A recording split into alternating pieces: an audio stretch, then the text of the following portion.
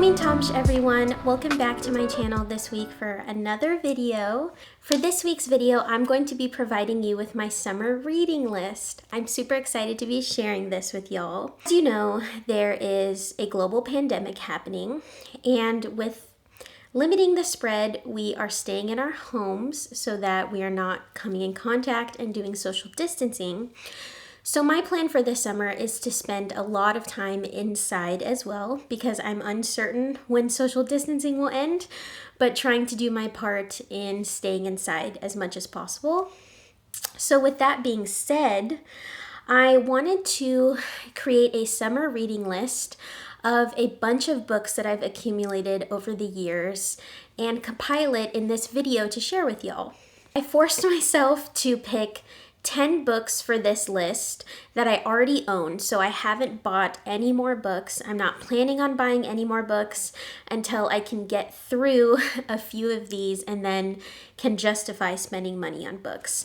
But these are all books that I already own, that are already in my collection, that I'm planning on reading. As you can tell by the title of this video, the list that I've put together is a bunch of books related to Indigenous language revitalization, as well as books related to Indigenous studies in general. I set the goal for this list to be 10 books to read them, but at the same time, I kind of feel like I'm going to be studying these books as well.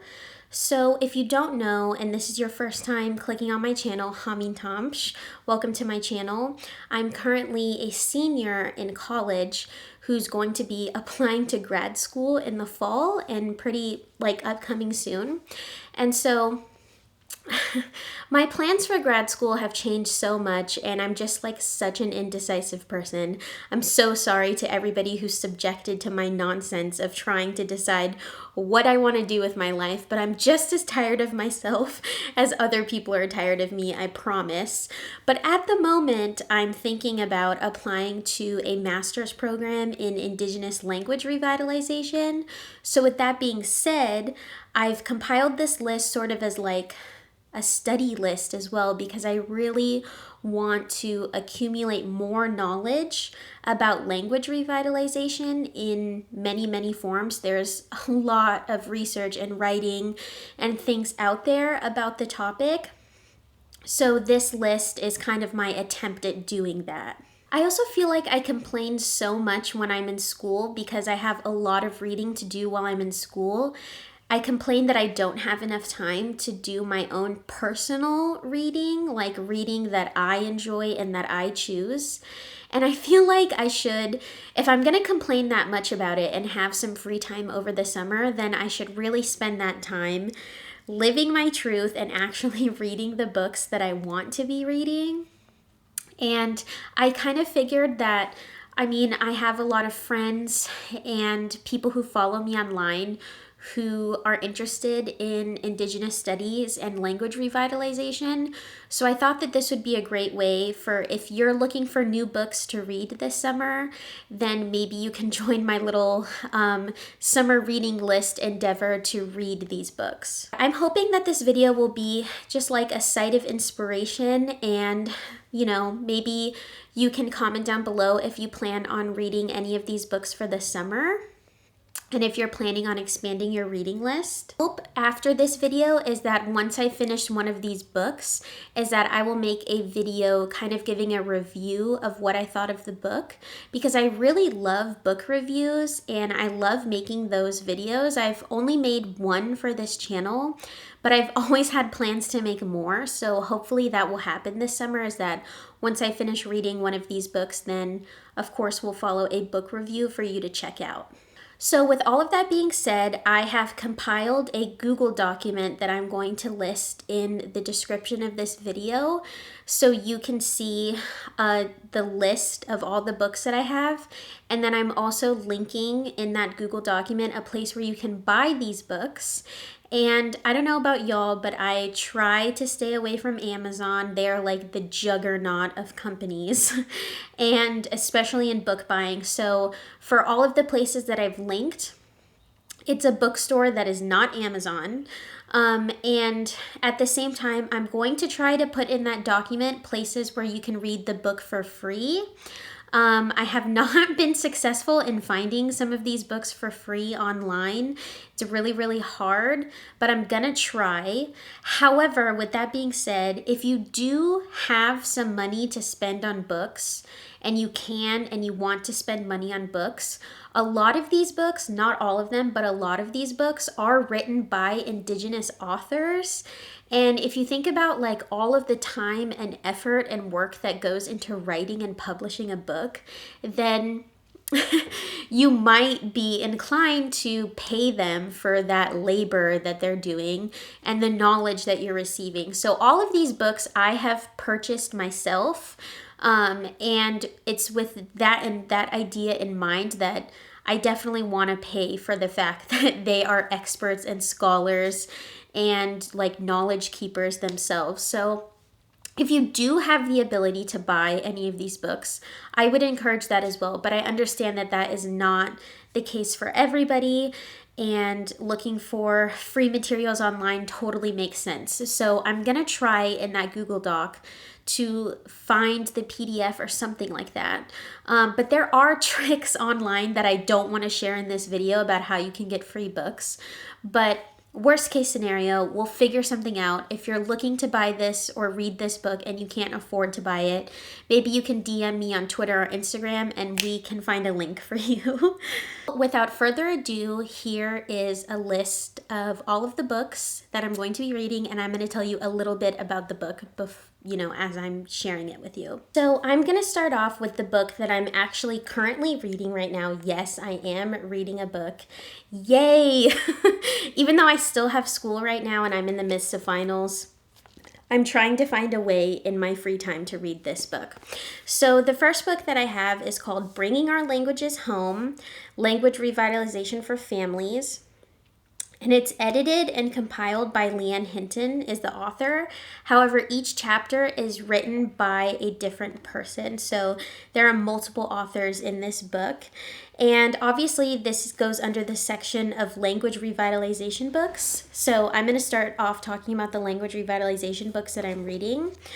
But so far, I absolutely adore this book. I cannot wait to create a video review of this book because it is simply fantastic. I have such wonderful things to say about it.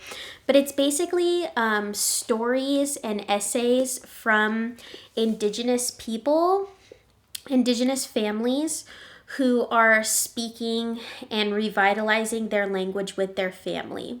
So a lot of the efforts like start with a couple or a person who decides that they want to teach their children their language, and they like totally immerse their child in the language and they kind of share that story. Some of them talk about language immersion schools. Some of them talk about like language revitalization in general. Some of the families have started from ground zero, so they have like very little resources on trying to immerse their children in their language to begin with, but just beautiful. So I can't wait to finish this book. I'm like a little over halfway through, and I will definitely be putting a review out for this. Continuing with the language revitalization books, this is the next book on my list, which is Indigenous Language Revitalization in the Americas, and it's basically like a compilation of essays and articles and stuff like that about revitalization across the Americas. The reason that I'm interested in reading this book is because it's more of a global perspective, like outside of the United States, and I've been connecting with some really awesome people in language revitalization in other countries, and I would love to get more of a perspective on like global language revitalization other than stuff that's just happening in the United States. So I'm really excited for this book. My only thing is that it's going to be very dense. I know that. It's going to be very academic-y and stuff like that. So I'm not sure if I'm going to read like every single thing in this book, but maybe I'll try to pick out my favorites, and then that can maybe motivate me to finish the book. So because it's not like a traditional you have to follow you know, reading wise. It's not like a fiction book, you know what I mean? I'm gonna be maybe like jumping around in this book. But yeah, I'm stoked for this. Continuing with the language revitalization books, this is another Leanne Hinton book. I believe I have 3 Leanne Hinton books. I think I'm saying her name properly. I have 3 of their books in this list because she has done a lot of work on California Indian languages and language revitalization, so she pops up a lot in my research. And I do really like the work that she's done in her writing, so that's just how it goes. But this book is How to Keep Your Language Alive, a Common Sense Approach to One-on-One Language Learning. And this is Leanne Hinton with Matt Vera and Nancy Steele. So I thought this would be excellent. Just like, I don't even know, it's just, especially like one-on-one learning aspect of it, because I kind of do a lot of language learning in the classroom, and pretty soon my classroom with me and my cousin is going to be over soon, and so I might be transitioning back into one-on-one language lessons, and it would be interesting to read this to learn more about how I can get more out of the one-on-one experience in language learning. So yeah, I'm very excited to read this book as well, and I think I will probably put out a book review for this book on my channel. Okay, this is the last book in the language revitalization list that I have compiled, and then we will move on to the Indigenous Studies books.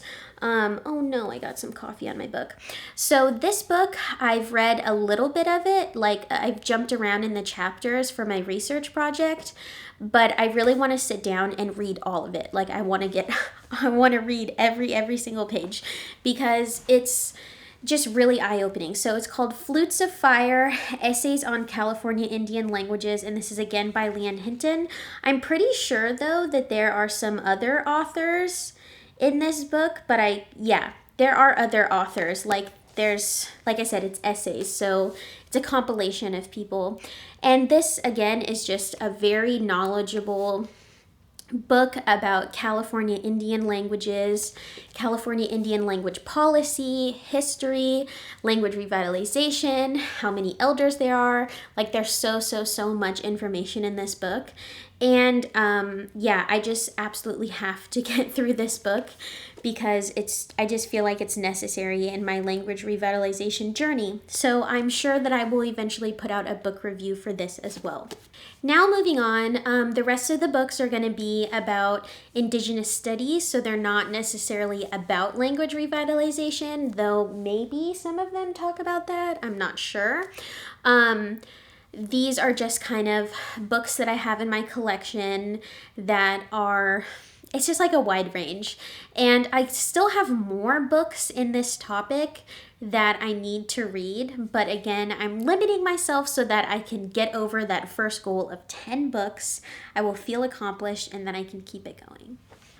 So this is, I've heard such wonderful things about this book, and I feel really lucky that I have a copy, and I feel very determined that this book needs to be read this summer, because I've been holding on to it. I think I've had it for a couple months, and it's time for me to read this book because I feel like there's just going to be such amazing stuff in this book. So this book is called Braiding Sweetgrass, Indigenous Wisdom, Scientific Knowledge, and the Teaching of Plants, and it's by Robin Wall Kimmerer. I hope that I'm saying their name correctly.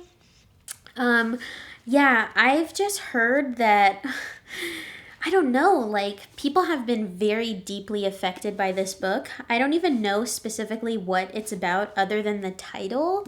So I'm excited to see. I know like 1,000% I'm gonna put a review about this book because I'm sure that it'll affect me in the way that it has affected others. Seems like this book is mostly about plants and the earth and indigenous ways of interacting with the earth and with the environment, and I'm so in need of reading about that and learning from others, so I'm excited to read this book.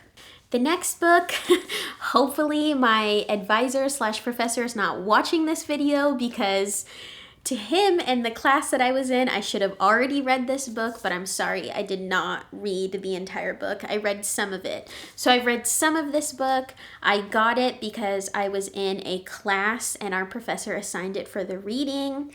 I'm not the best at keeping up with readings, and I'm so sorry for that. I wish I was better. But now I'm committing this summer to reading this book, and this book is Our History is the Future, Standing Rock versus the Dakota Access Pipeline, and the Long Tradition of Indigenous Resistance, and it's by Nick Estes. I'm not sure. I'm so sorry. I follow him on Twitter though, and he puts out excellent tweets that I really appreciate. And when we did talk about this book in my class, it was a riveting conversation, and some of the stuff that I did read was really, really fascinating and great. And I feel like this is just like a must read in Indigenous studies. I mean, even though I haven't read all of it, but he just puts in a lot of information and history in here that is just like, we need to know this stuff because yeah, I feel like you can get angry from reading this book because I did a little bit, but it's an important anger that we need to have and discussions we need to have. So this is definitely going to be read this summer. The next book is a book that I was gifted by my wonderful friend Donnie. Thank you so much for giving me this book. And since I've had it in my collection, I thought, why not read it this summer? And I have another author who is in this book list as well. So I thought that maybe I would finish both of the books at the same time. And this book is called The Aloni Way, Indian Life in the San Francisco Monterey Bay Area. And it is written by Malcolm Margolin, and there's a new afterword by the author in this book, apparently. So if you don't know, the Aloni are the indigenous people to the San Francisco Bay Area. And my wonderful friend is from there, and I think that they got this book when they were home. I'm not sure, but I'm so appreciative. It looks like it's going to be a really good read. I love learning more about other California Indian nations across our state because there's such incredible similarities. As it is with most Indigenous people. But yeah, my favorite thing is connecting with other California Indians online, and I feel like I have a lot to learn in terms of their history in the process of learning my own history. So this is going to be a really great read to get in this summer. And the final book is another California Indian book because I'm so committed to learning more of our history and traditions and just so much about California Indians.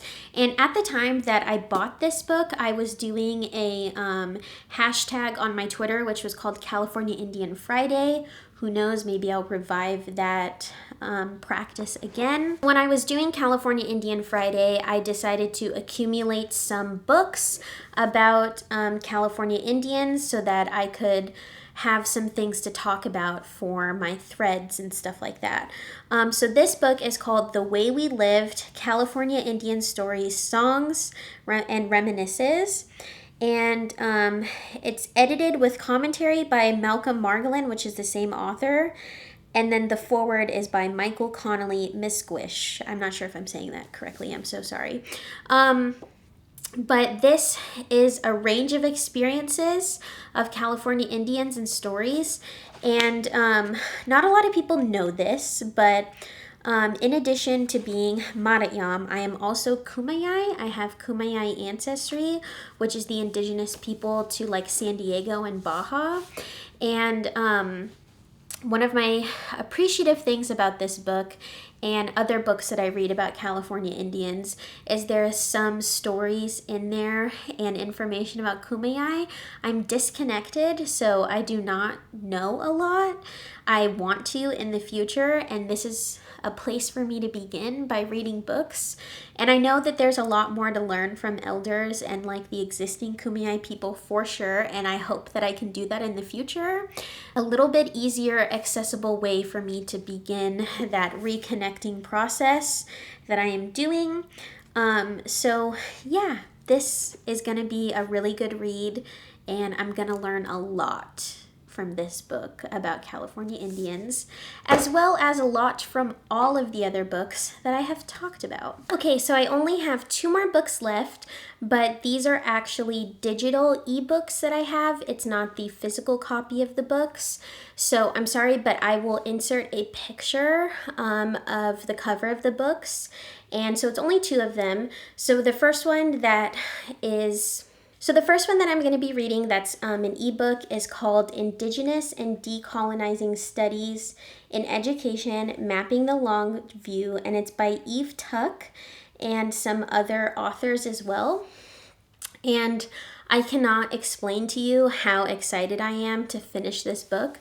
I've already started reading some of this because I'm using it in my thesis, and it's been really relevant in my studies. So I've had this book for a little while, and I want to make sure that this summer that I actually properly read the entire book. I'm a huge fan of Eve Tuck. If you're looking for other readings, I would highly recommend looking at Eve Tuck and her work, because it's just extremely excellent. The great thing about this book is that it also includes some discussion about language revitalization, which is why I am using it in my thesis and in my research work.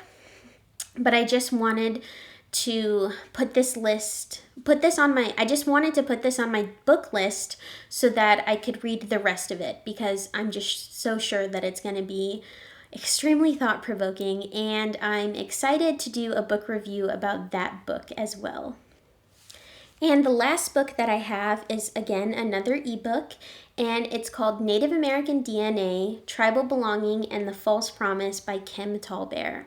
And Kim Tallbear is another person that I follow on Twitter, and they have excellent writings and tweets and discussions about DNA and DNA kits and like enrollment and all of this kind of stuff that's related to Indigenous identity and belonging. And I've had this book on my ebook list for a really long time. I can't even remember when I bought this book.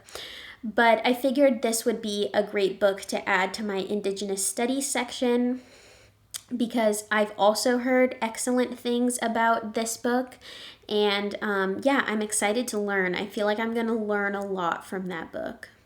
So that pretty much wraps up this video that is about my reading list for this summer. I hope that you enjoyed this video, and please feel free to reach out to me on Twitter, Instagram, or on here on YouTube in the comments, and let me know if you're excited to read any of these books or plan on reading any of these books, and we can chat and get together and maybe do our little own book club or something like that. So I love when people reach out to me from YouTube on any of my social media. It's my favorite thing ever. So as long as you are welcoming and nice and kind, I would be happy to connect with you from my YouTube channel.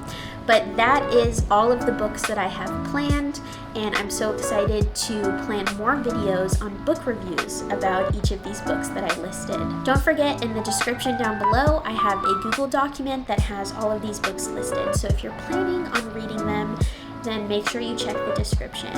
Other than that, I think that's everything. Hakupa'i. Thank you so much for watching this video, and I will see you in my next one.